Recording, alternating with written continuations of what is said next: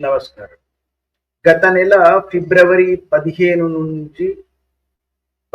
నుండి ఫిబ్రవరి 25 వరకు భారతదేశంలోని విశాఖపట్నం యొక్క సముద్ర నావికా తీరంలో ఒక రాజ్యాంతర యుద్ధ నౌకల విన్యాస ప్రదర్శన నిర్వహించబడింది. భారతదేశం ఆహ్వానించినటువంటి 15 రాజ్యాల నుంచి వచ్చినటువంటి యుద్ధ నౌకలు వారి వారి విన్యాసాలను అక్కడ ప్రదర్శించారు. 25వ తేదీ ఫిబ్రవరి 25వ తేదీ ఆ విన్యాస ప్రదర్శన ముగిసిన వెంటనే ఆయా దేశాల యొక్క యుద్ధ నౌకలన్నీ వారి వారి దేశాలకు ప్రయాణం ప్రారంభించాయి. వెంటనే దాని తర్వాత అమెరికా మరియు ఇజ్రాయిల్ సంయుక్తంగా ఇరాన్ పై ప్రఖ్యాపించినటువంటి యుద్ధం ప్రారంభమైంది. ఈ విన్యాస ప్రదర్శనలో ఇరాన్ మరియు అమెరికా లాంటి దేశాల యొక్క యుద్ధనౌకలు కూడా అందులో పాలు పంచుకున్నాయి, తమ యొక్క విన్యాస ప్రదర్శనను నిర్వహించాయి. దాని తర్వాత ఆయా దేశాల యొక్క యుద్ధ నౌకలు వారి వారి గమ్యస్థానానికి వెళ్ళి ప్రయాణం చేసాయి. కానీ ఆ 25 తర్వాత ఎప్పుడైతే వెంటనే ఇరాన్ పై జరిగినటువంటి దాడి తర్వాత ఈ ఇరాన్ కు సంబంధించిన ఐఎస్ఆర్ఎస్ డెనా అన్న ఇరాన్ కు చెందినటువంటి యుద్ధ నౌక వెళ్ళాలా లేదా అన్న సందిగ్ధంలో శ్రీలంక తీరంలో లంగర్ వేసి ఆగిపోయింది. మరి యుద్ధం ఎలాగూ ఇంకా చాలా కాలం కొనసాగే పరిస్థితులను చూసిన తర్వాత ఎలాగూ మనం భారతదేశం యొక్క ఆతిథ్యం మీద ఈ ప్రయాణాన్ని ప్రారంభించాం కాబట్టి భారతదేశం యొక్క అతిథులం కాబట్టి ఆ పరిగణలో మన మీద ఎలా దాడి జరగదు అని విశ్వాసించి ఈ ఇరాన్ యొక్క యుద్ధ నౌక శ్రీలంక తీరం నుంచి ప్రయాణం ప్రారంభించిన వెంటనే అమెరికా యొక్క టార్పిడోలు దాన్ని సముద్రంలో ముంచేసాయి. ఇది బహుశా 2వ ప్రపంచ యుద్ధం తర్వాత అమెరికా తమ యొక్క సముద్రం లోపల నుంచి ప్రయాణించే వాళ్ళ యొక్క యుద్ధ నౌకలు ప్రయోగించి వేరే దేశం యొక్క యుద్ధ నౌకలను దాడి చేసి ముంచెయ్యడం అన్నది బహుశా 2వ ప్రపంచ యుద్ధం తర్వాత జరిగిన మొట్టమొదటి ఘటన అని చెప్పాలి. ఈ విశాఖపట్నానికి మరియు శ్రీలంక యొక్క సముద్ర తీరాలకు మధ్యలో జరిగినటువంటి ఘటన ఇది.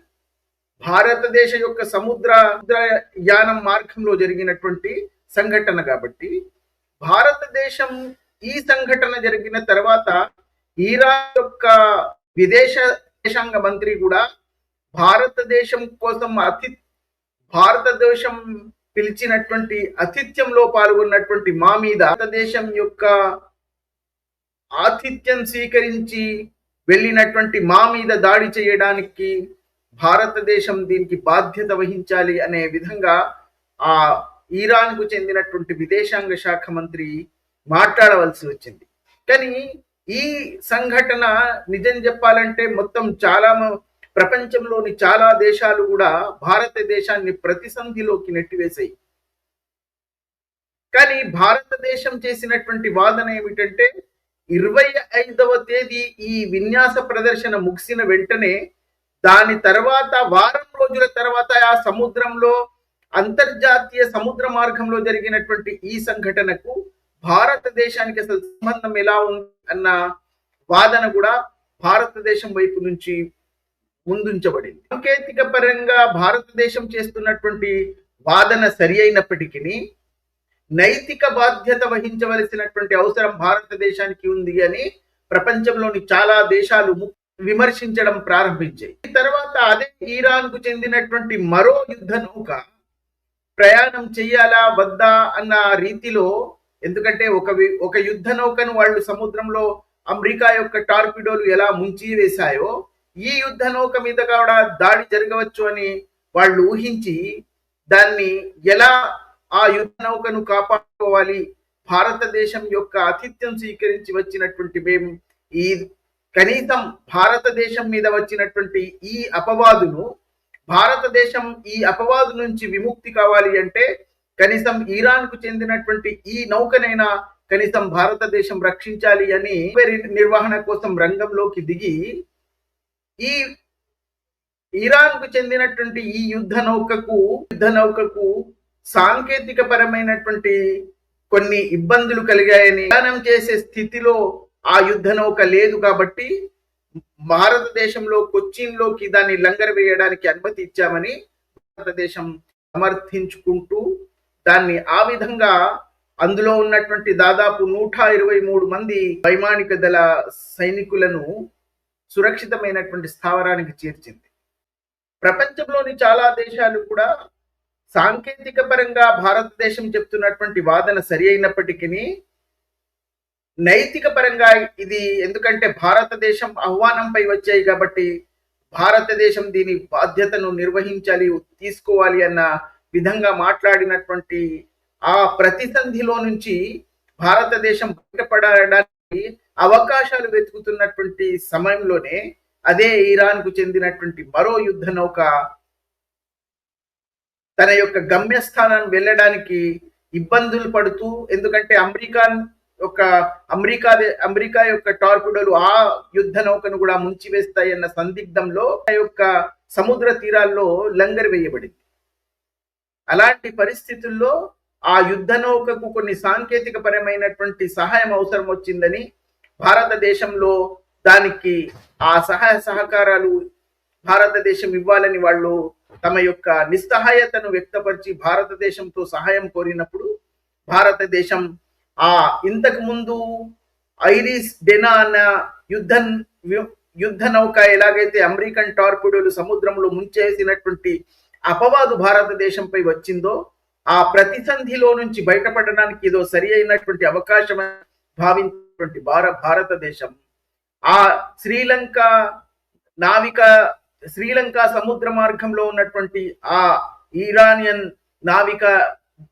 ఇరానియన్ యుద్ధ నౌకను భారతదేశం కొంచిలో తీసుకొచ్చి లంగర్ వేయడానికి దానికి సాంకేతిక సహాయం చేయడానికి తమ దగ్గరికి తీసుకొచ్చి కొచ్చిన్ ఓడరేవు దగ్గరికి తీసుకొచ్చి దాని సహాయ సహకారాలు అందించడానికి సిద్ధపడి అందులో ఉన్నటువంటి 123 నావికా దళ సైనికులను సురక్షితమైనటువంటి స్థానానికి మార్చి భారతదేశంపై వచ్చినటువంటి ఆ అపవాదును భారతదేశాన్ని చాలా దేశాలు కలిసి ప్రతిసంధిలో నెట్టిస్తున్నటువంటి ఆ పరిస్థితుల నుంచి కాస్త బయటపడే అవకాశం ఈ విధంగా కలిగింది.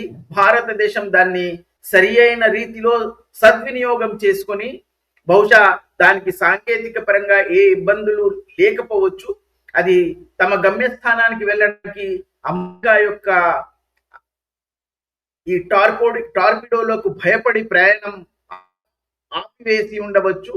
దానికోసం రక్షించడానికి భారతదేశమే బహుశా దానికి ఇలాంటి ఒక సలహా ఇచ్చి ఉండి ఉండవచ్చు.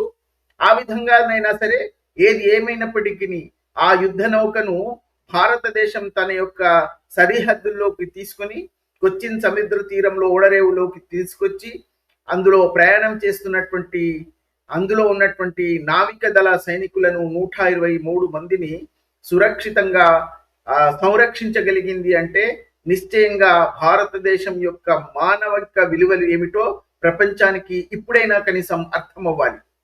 ఒకవైపు భారతదేశం ఇరాన్ లో ఉన్నటువంటి పరమోన్నత నేతపై దాడి జరిపి అతన్ని హతమార్చిన తర్వాత సానుభూతి ప్రకటనలు ఏమీ రాలేదని గొంతెత్తి ఘోషిస్తున్నటువంటి చాలా మందికి ఈ విషయం అర్థం కావాలి. ఇక్కడ ఉన్నటువంటి చాలా మంది ముస్లిం సమూహం మోదీ ప్రభుత్వం మీద గాని ప్రధానమంత్రి మోదీ మీద గాని అవాకులు చివాకులు పేరుతున్నటువంటి వీళ్ళు ఇరాన్ దేశానికి చెందినటువంటి ఆ యుద్ధ నౌకను సంరక్షించినటువంటి ఆ పరిస్థితులను తెలుసుకోగలిగారు. సాంకేతిక పరంగా భారతదేశానికి ఏ బాధ్యత లేదు. ఇరాన్ కు చెందినటువంటి ఏ నౌకను కూడా ఈ విధంగా సంరక్షించి తమ ఓడరేవులో తీసుకురావడానికి అవసరమూ లేదు. కానీ నైతిక బాధ్యతను వహించి దాన్ని మానవిక విలువలతో జోడించి 120 మంది 123 మంది యొక్క ప్రాణాలను రక్షించినటువంటి విధానాన్ని కనీసం ఈ ముస్లిం సమూహం ఏదైతే మోదీని ప్రతి విషయంలో విమర్శిస్తూ ఉంటుందో ఈ విషయంలోనైనా కనీసం సమర్థించడానికి ప్రయత్నం చేయాలి. కనీసం ఈ విషయంలో భారతదేశం యొక్క విలువలను ప్రధానమంత్రి మోదీ విజ్ఞతను కనీసం ఇప్పుడైనా అంగీకరిస్తారేమోనని ఆశిద్దాం.